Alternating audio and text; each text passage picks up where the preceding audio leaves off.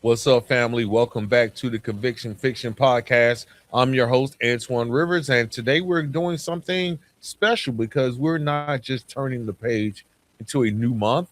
We're stepping into a new year with perspective. Now, 2025 was a year of voices, real ones. This show has always been about changing the narrative, but this year taught me something deeper. The narrative doesn't change from speeches, it changes from decisions, from the quiet work, right? From the days nobody sees, and from the moments where you could go left, but you choose right anyway. And I want to be clear, this isn't a look at us episode. Hey, this is what we're doing over here.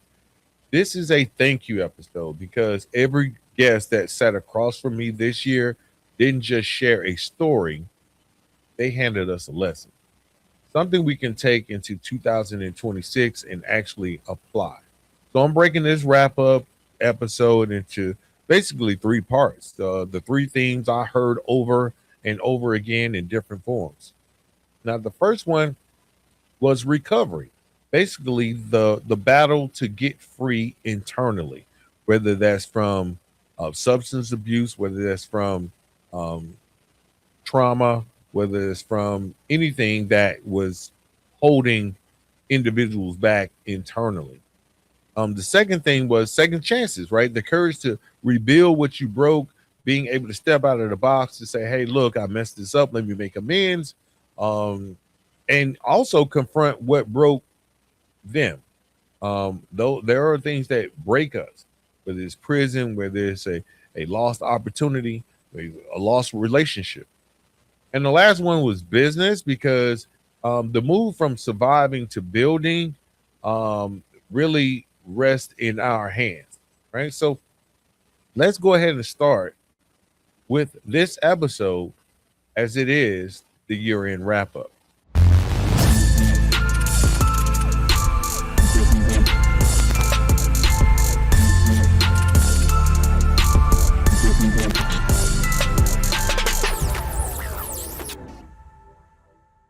Right. So we're back. I want to first start with the one theme that was prevalent. It's the one that sits at the foundation of everything else.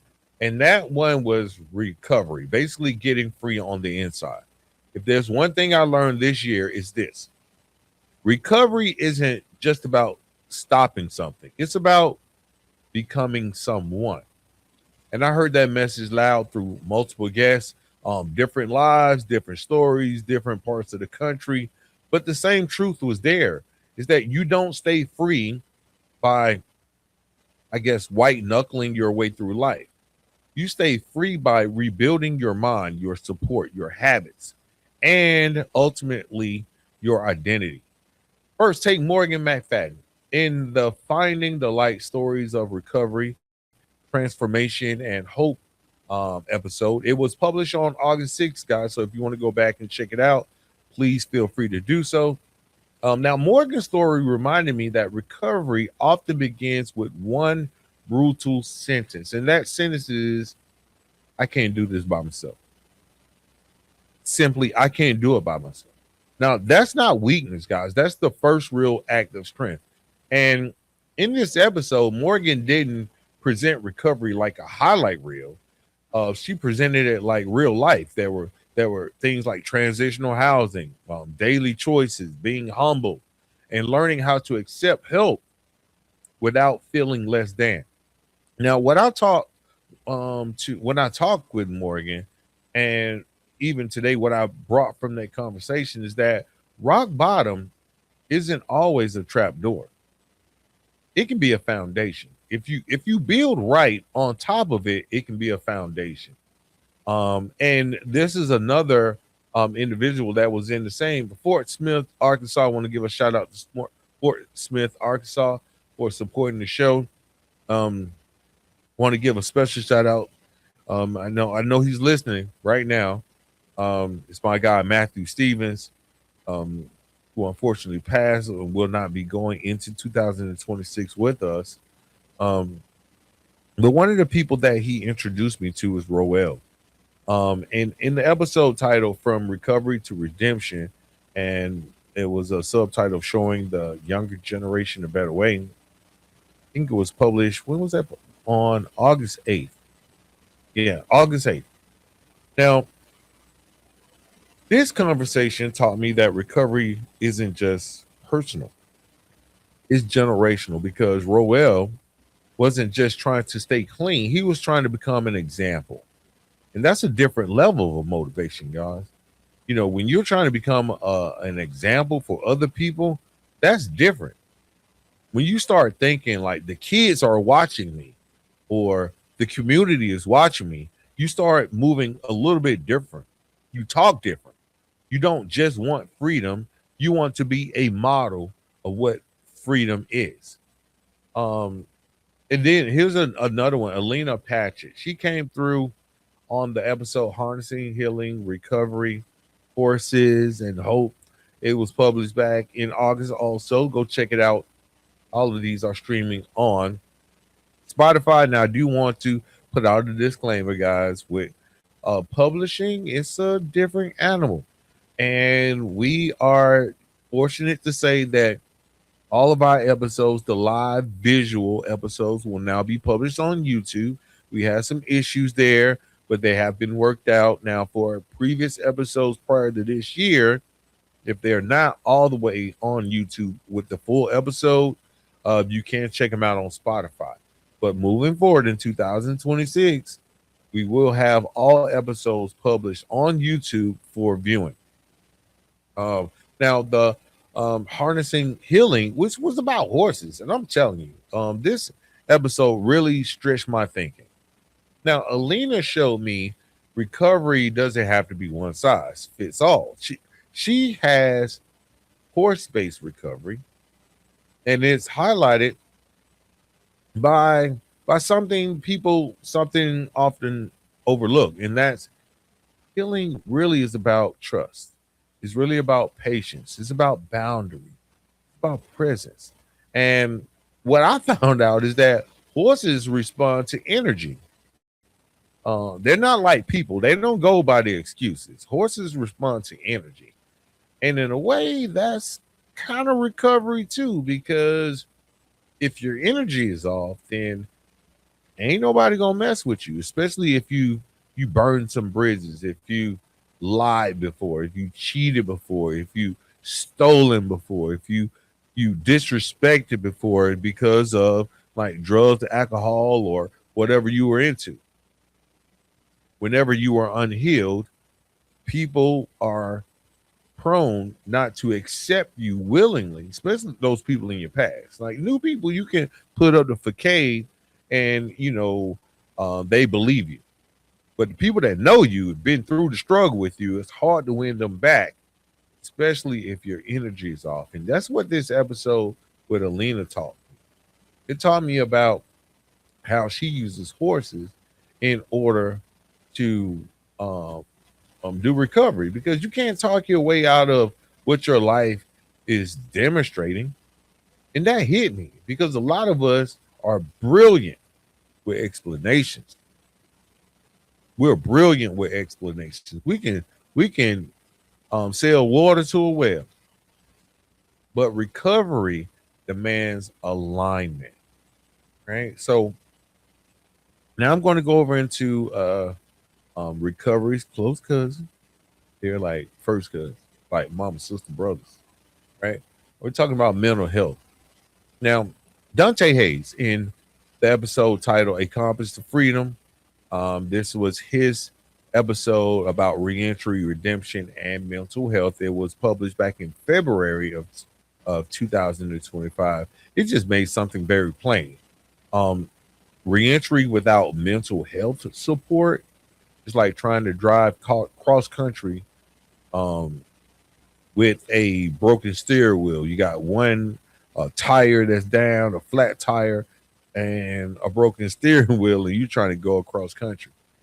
So trying to do reentry without some type of mental health support will not work.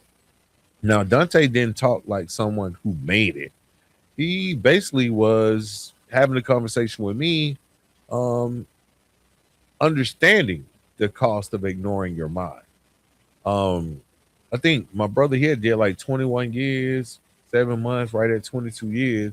And he came out not just trying to survive, but trying to guide others. And, that's a struggle. And what I learned from him is that being tough isn't the goal. The goal is being stable, being emotionally regulated, being able to handle a bad day, being able to make sure that bad day doesn't turn into a bad decision. And that's what the conversation. Shout out to Dante Hayes out in Baltimore, Be More, representing on the Conviction Fiction podcast. He also has a business, Another Man's Trash. Go check it out. He also lectures over at a lot of the community centers and colleges within the Baltimore area. He was a graduate of the University of Baltimore. He kind of partners with them in order to give a fresh perspective and the real narrative. He's changing the narrative on what reentry looks like. Now, also during this year, we had Bill Carson, who talks about recovery, but from an ethical perspective. Bill Carson had an episode with me. It was titled Unexamined Pressure, the hidden force behind unethical behavior. It was published back in August during the summer. And that episode was recovery in a suit and tie. I'm just going to be honest with you because Bill taught me that relapse doesn't always look like drug. It can also look like pressure. And that pressure can come in the form of the ego, or the pressure can come from performance, the need to maintain an image. Now, in this episode, Bill talked about how pressure distorts judgment and how gratitude can bring you back to the center. And that hit me because in reentry and in this life that we're trying to rebuild and changing the narrative, pressure is constant. You have to prove that you have changed, that you can catch up, that you're not going to mess up, and ultimately be perfect. I know when it was coming from for me, for my kids, I wanted to be perfect. Like, hey, yeah, I messed up, but like, look what I'm doing now. And that's a lot of pressure. And Bill's lesson was simple and but very heavy. Let me just be honest with you. If you don't examine your pressure, pressure will eventually examine you. That's what he taught me. If you don't examine your pressure, if you don't know what your motivations, what's pushing you over the edge, what's that thing that's pushing you to possibly skirt the rules, right? Because that's what pressure will do. It will eventually examine you and see how far you'll go. Okay.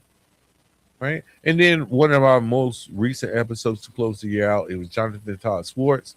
In this episode, From Addiction to Purpose, and the story of redemption. I think this one came out about 3 weeks ago, December 8th. And that conversation taught me that addiction can hide behind success. It can hide behind money, behind reputation. Because if you go back and listen to the episode, this is the guy that managed the money for stars like Alanis Morissette, Beyonce, and others. Linkin Park. He was like the money manager, and he stole money. I mean, he had access, he had status, and proximity to power, and he still failed, right? And what that reminded me is that recovery isn't about your environment alone; it's about your inner world, your honesty. Like, what are you doing? Your willingness to face what you've been avoiding. And his story really challenged the that resilience to just stop saying, "Oh, that'd never be me. If I had that much money, I would never do nothing like that. I'll be good." You know what I mean? But like that story, if you go back and listen to it, that I think that's one of the ones that has a video also. So might want to go check that one out. Um, it's the Jonathan Todd Swartz episode. Um, and it asks you like questions. You had me ask questions like, what am I ignoring that could become my downfall if I don't deal with it? What am I ignoring right now in my life that could become my downfall if I don't deal with it? I thought about it. I was like, hmm, could be working too hard. It could be um because I try to be honest and transparent. This is a journey, guys. It's not something that you just get. I don't get on here and say, "Hey, I got it all together." I don't get on this podcast and claim to you that there are some uh, or a certain amount of perfection when it comes to my life. I still deal with stuff, you know. So when I look back at the recovery lane of 2025, here are the core lessons that I'm taking personally into 2000. The first one, it should be very simple for everyone to understand, is that recovery is a lifestyle, not a phase. It's something you're going to have to do every day, every single day. I just had a conversation with someone close to me that's dealing with recovery. Um, this is my brother, right? I kind of chronicled that over this past year, and I reminded him that you got to take it one day at a time, one day at a time. It's a lifestyle, not a phase. Every day is one day at a time. You have to have daily honesty. You have to have community support, and more so than that, you have to have humility and emotional regulation. Right? You have to really search for. Be brave enough to search for new ways to heal. Because if you don't get free on the inside, then the outside world won't hold you. It won't hold you. It's going to eat you up. It will consume you. Okay. Now, enough about that. It's 2025 going into 2026. We have some books that come out. I had a couple of books that did drop over this past year. Please go check them out. I need a new microphone. I definitely knew the new microphone. I was on reading the comments the other day. Dude was like, "Why are you so close to the mic? You about to eat the microphone up?" I'm like, "Bro, like, it doesn't pick up like that, right?" So, please go support the books to keep this recovery journey, these lessons on air. Um, Now, another thing. This is the second thing that I came across a lot during this past year. Is like the second chances. Like, what do you do when you get the opportunity? What do you do? If recovery is about getting free on the inside, then the second chances are about what you do once the door is open and you're finally outside. And here's the truth: 2025 taught me loud and clear that second chances are not a reward. It's actually a responsibility because nobody I talked to this year treated second chances like a victory lap. They treated them like fragile ground that they needed to cultivate, that they need to walk on carefully because how easily it can disappear. Now, let me start with April Park in Resilience Through the Lens. The episode One Woman's Journey to Empowerment. It was published back in January of 2025. Now, she really shifted my understanding of second chances through a lens that doesn't get enough airtime, and that's women and incarceration. Now, what I learned from her is that when women come home, they often carry invisible sentences like that motherhood guilt, um, societal judgment, and trauma that predates incarceration. I think in her story, she showed me that she was in an abusive relationship, and ultimately that abusive relationship led to her incarceration. There were expectations to immediately hold it all together for her, but she had kids, and she showed me that empowerment isn't loud; it's deliberate. It's women reclaiming their voice, their creativity, their autonomy through AP Rose Entertainment and the Queenables that show that's out. You should go check it out. She reframed second chances as visibility, allowing women impacted by incarceration to be seen as complex, to be seen as talented, to be seen as worthy of opportunity, not some pity party. And that episode reminded me, so please go check it out. It reminded me that second chances don't always start with permission. Sometimes it starts with self recognition. You got to recognize who you are and move forward.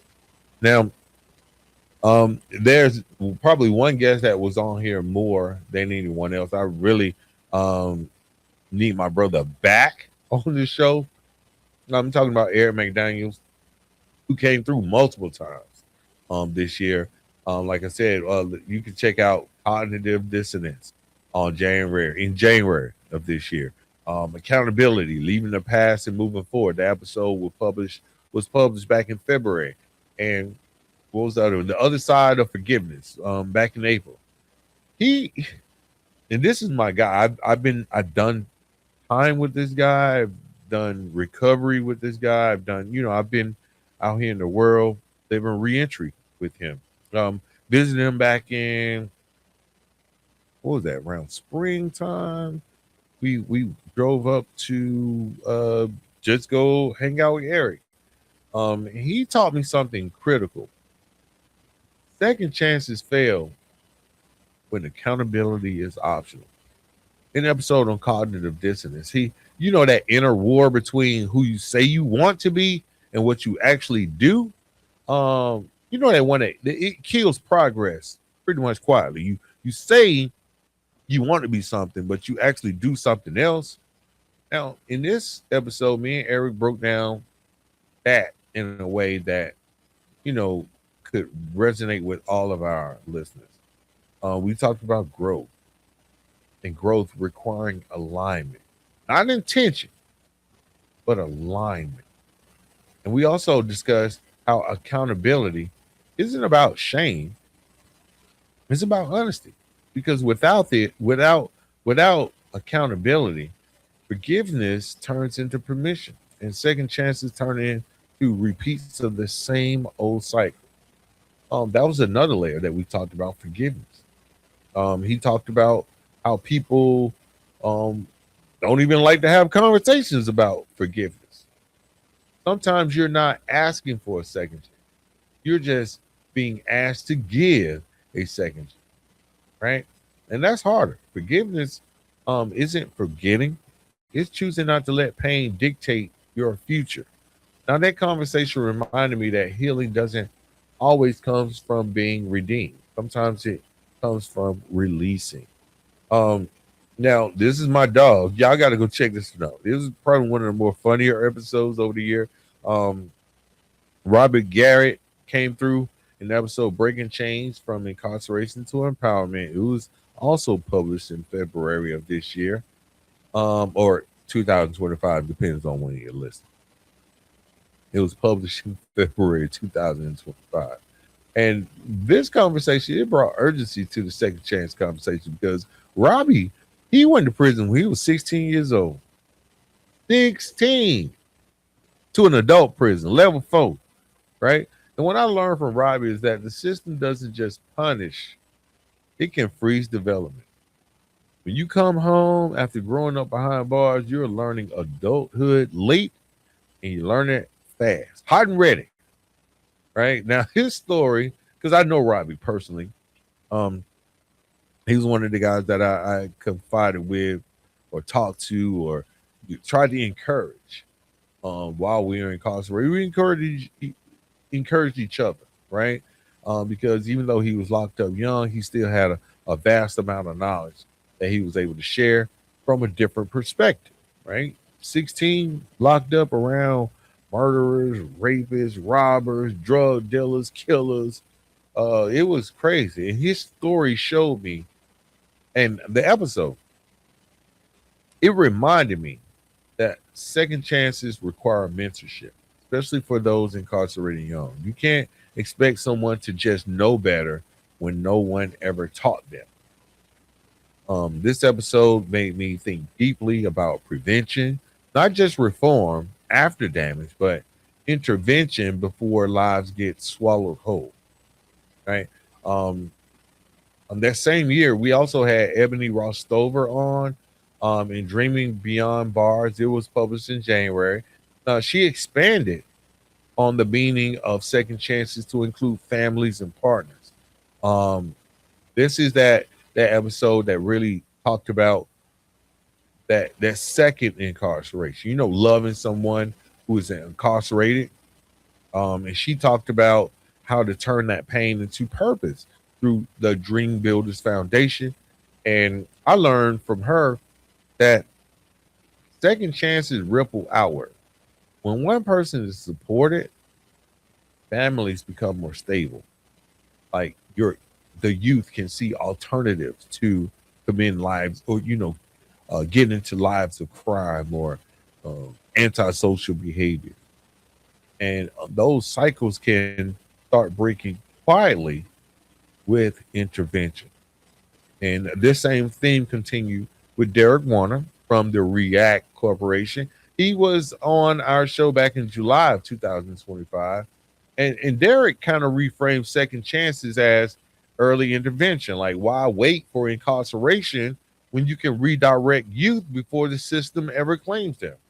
Um, Now, he got some strong opinions that, some of them I agree with, some of them I didn't. Like, he called out New Age slavery in the justice system, man. That kind of stuck with me.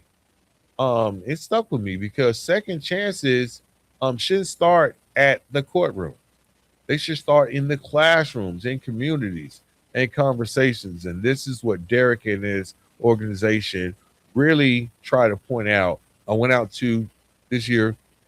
They had an event out in Conyers, Georgia, which is about whew, about 80 miles from me. It's out there, guys. But even in those communities, you find a population that is subjected to possibly being underserved when it comes to resources, when it comes to um, mental health, when it comes to counseling or mentorship.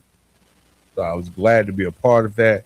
Thanks, Derek, for inviting me out. Looking forward to more opportunities to collaborate with you and your organization coming into the year 2006.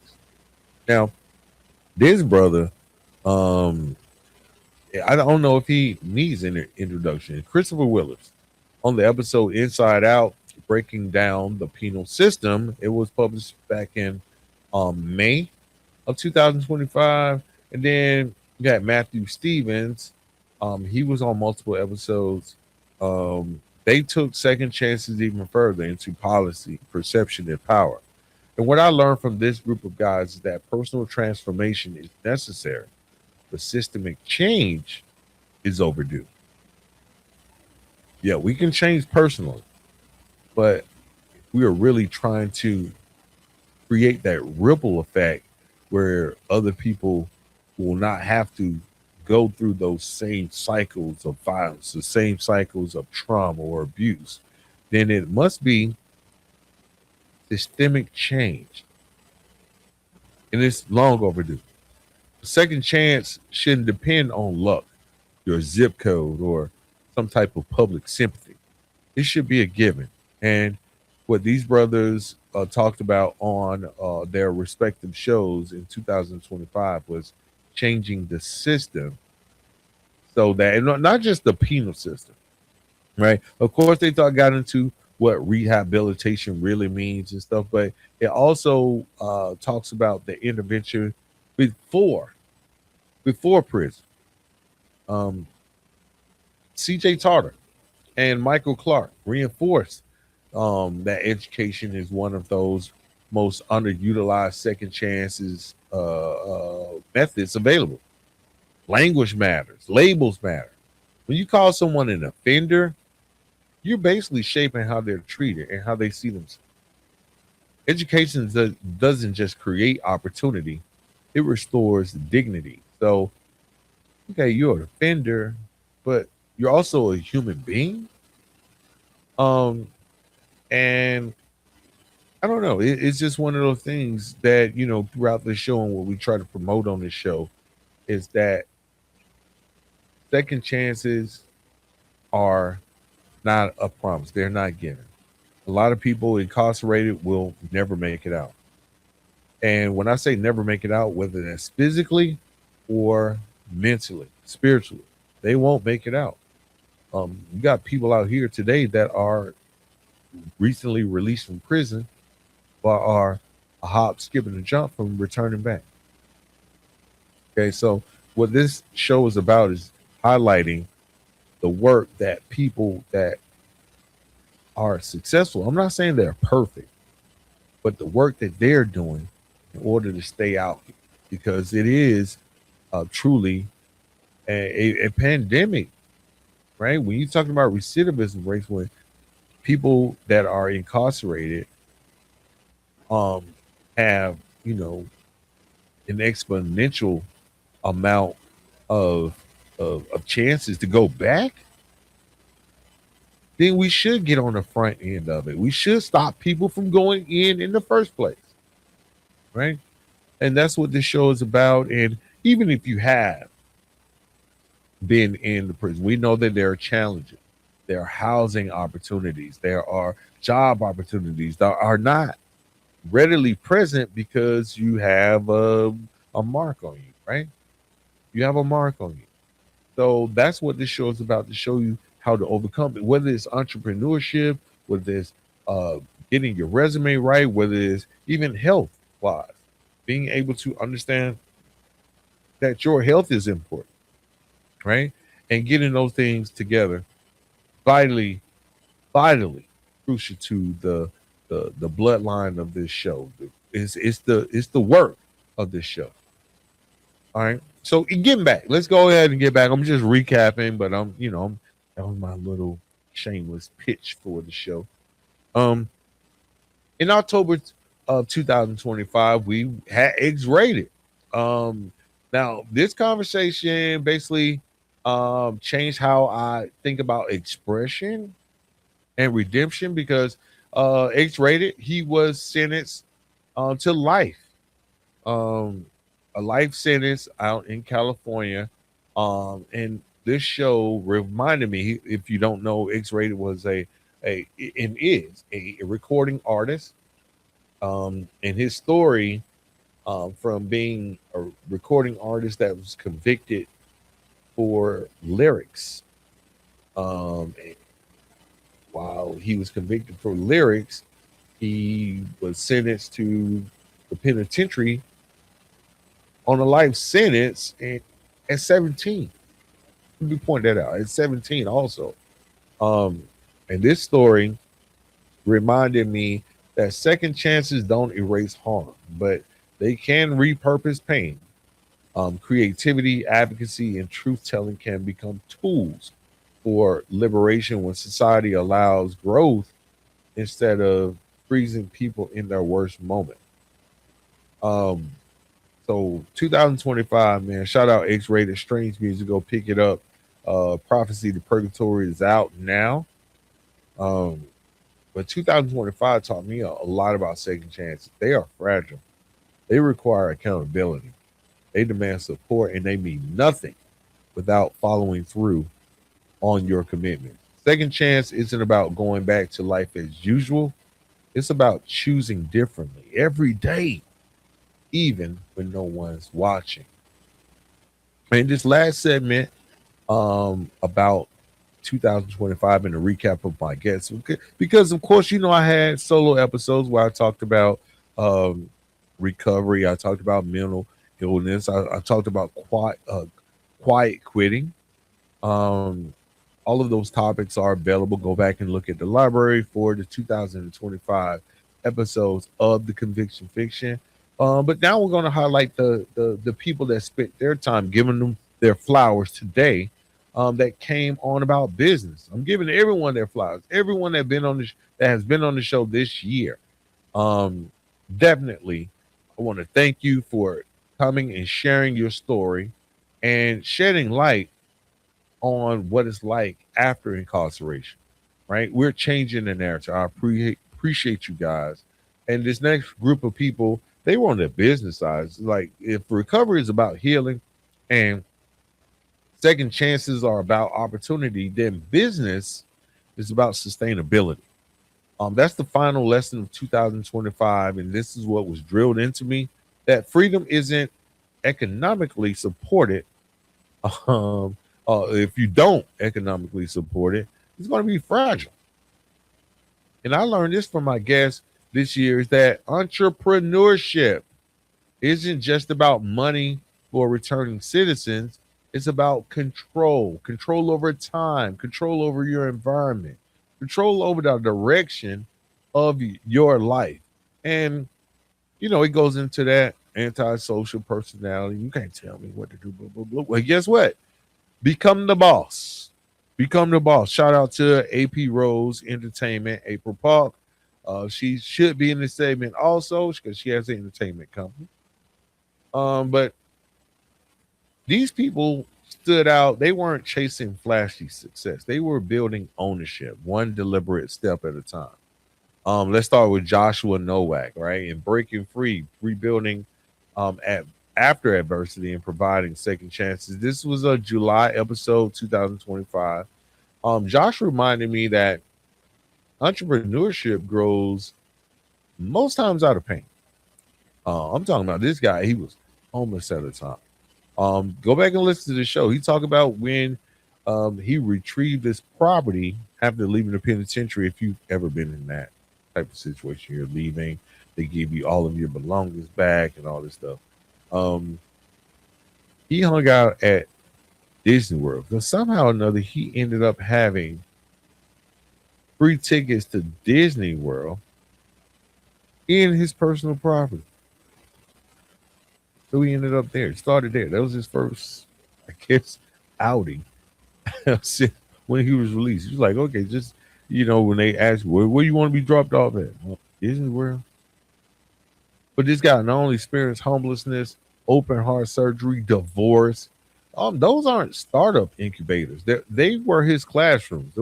What really stood out though wasn't just that he built a company, Breaking Free Industries. It was why he built Breaking Free Industries. Breaking Free Industries is a t-shirt manufacturing company, right? Um, and the crazy thing is that the employees are basically formerly incarcerated people. He understood that employment alone isn't always enough for people coming. Ownership changes mindset. It turns, I hope they hire me, into something more practical, like I'm building something I can pass on to someone else. Josh showed me that business isn't just a revenue stream, it's a reentry strategy. Also met Zeke. Matter of fact, I met Zeke through Josh, which is great. Zeke Wallace in the episode Sanding Away the Past is also a July episode. Shout out to um, the entrepreneurship inmates to entrepreneurs in North Carolina. Now Zeke's episode shifted how I think about innovation. Now he didn't come home with capital, investors, or connections. He came home with curiosity. He taught himself CAD, right? He bought a 3D printer, and he ended up solving a problem he personally had. That's it. That's it. I can get into the story. Basically, he was working at an auto body shop or a shop where they sanded and they were, crafting, different molds and things of that nature. Think woodworking 2.0. And he created a device, a sand turtle. That's what he calls it, a sand turtle that's been patented and all this stuff that made detailing, molding art and all that stuff very, very, very easy. He didn't have a pitch deck, no hype, no nothing. And Zeke taught me that incarceration doesn't kill creativity. It often sharpens it. When people are forced to think resourcefully for years, that skill just don't disappear. You think everything I learned in the penitentiary just disappeared? A lot of the ideas that we have, or people that were incarcerated, a lot of ideas that you have or had while you were locked up, they're still there. It just needs opportunity. And this story reminded me, Deke Wallace's, that innovation doesn't always come from Silicon Valley or from YouTube, or it often comes from people who've had to make something out of nothing. People that had to make a dream come true. And that's what he proved for me. Now, Claudia Shiv, this is my girl. Claudia, I'm still waiting on my coffee, the other coffee.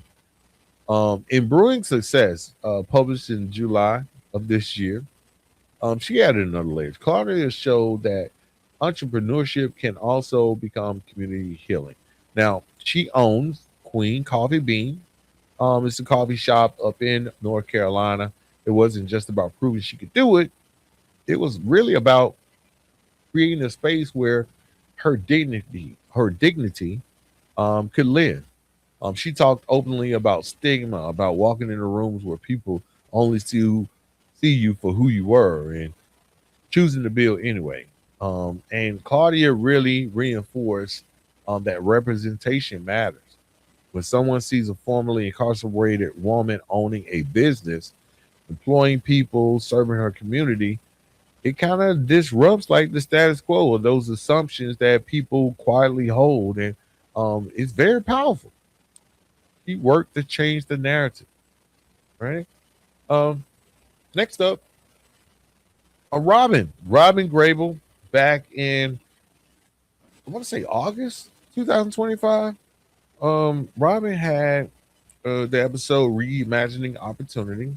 In this episode, guys, it really reframed business from the employer side of things. And we talked about people owning businesses on the entrepreneurship side, they're business owners, but this reframed it from the employer side. Like if you are the business and you're trying to hire people, um, he reinforced that, second chances isn't about charity.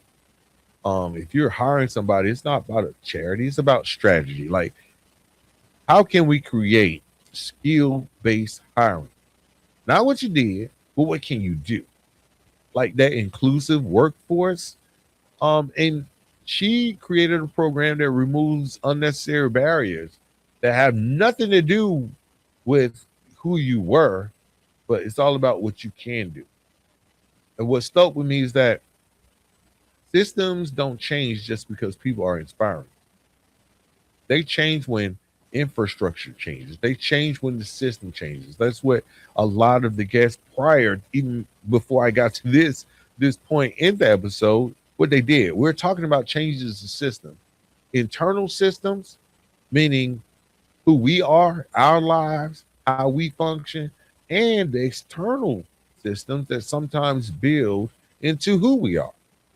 Now, Robin's work with the Sin Collective and Talents of Sin made it clear that opportunity isn't lacking, but access is lacking. And last, there was Christopher Zukis in his show that we had this year. It was, I think, March of 2025.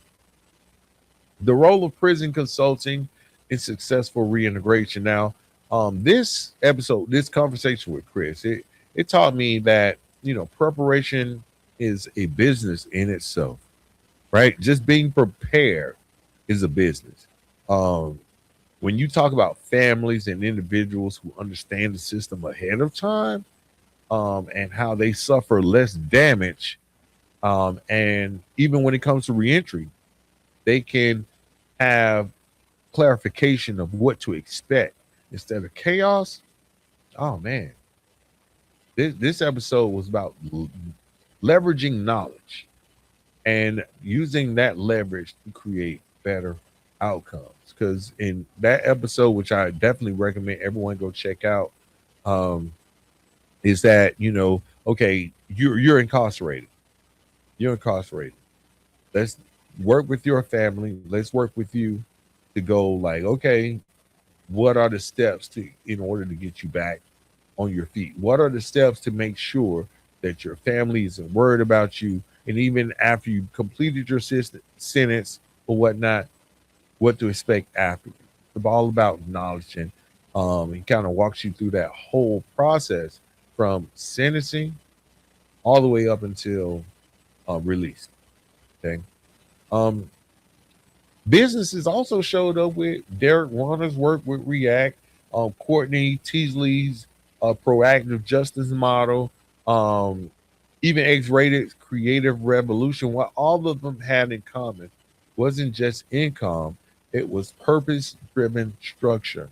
They weren't just trying to escape their past; they were building something that outlived their past. So the biggest lesson that business taught me in 2025, besides like you really have to market and get your books out there, is that too many returning citizens are praised. I'm talking about simply just, oh, um, you're doing all the work. They're praised for grinding themselves into exhaustion. But grind without structure burns people out. Business, real business, creates margin. It allows you to say no. It allows you to breathe. It allows you to plan. And most importantly, it allows you to stay free. Whether it was printing t-shirts, brewing coffee, inventing tools, consulting families, hiring inclusively, or building nonprofits, the through line was the same.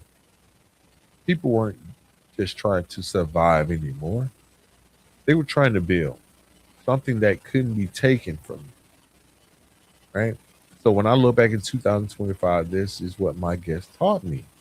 Um, Recovery gives you clarity. Second chances will give you the opportunity. And business gives you sustainability. When all three of those line up, that's just that isn't reentry. That's transformation. That's changing the narrative. That's what this show is all about. So as I said, with everything 2025 gave us, every voice, every lesson, every hard truth.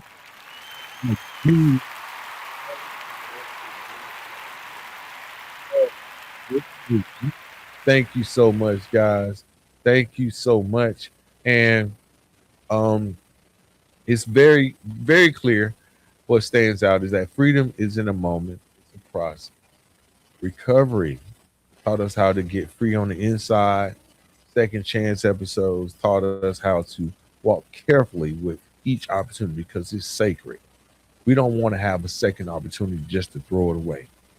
All right. Second chances are not given. There are some people that will never get out of the penitentiary, whether through because of the crime they committed, through sentencing, through laws, or just being unlived. Let's just be honest. Right. Some people don't get out. It's very important to take a full advantage of your second chance. And business, we are taught entrepreneurship. We are taught or have been taught through those episodes in 2025 how to sustain the life that we're building, whether you're working for someone or you're being an entrepreneur. The tools are there. Every guest this year reminded me that transformation doesn't come from pretending the past didn't happen. It comes from facing it honestly and choosing differently anyway. This podcast exists because people were willing to speak truth, not perfection, to share the work, not just the wins. And as we step into what's next, my hope is simple that you take something from these conversations and apply it to your own journey. So whether you're healing, rebuilding, creating, whatever you're doing, just keep going. This is Antoine Rivers. This is the Conviction Fiction Podcast. And as always, there's no turning back as long as you continue to change the narrative. Peace.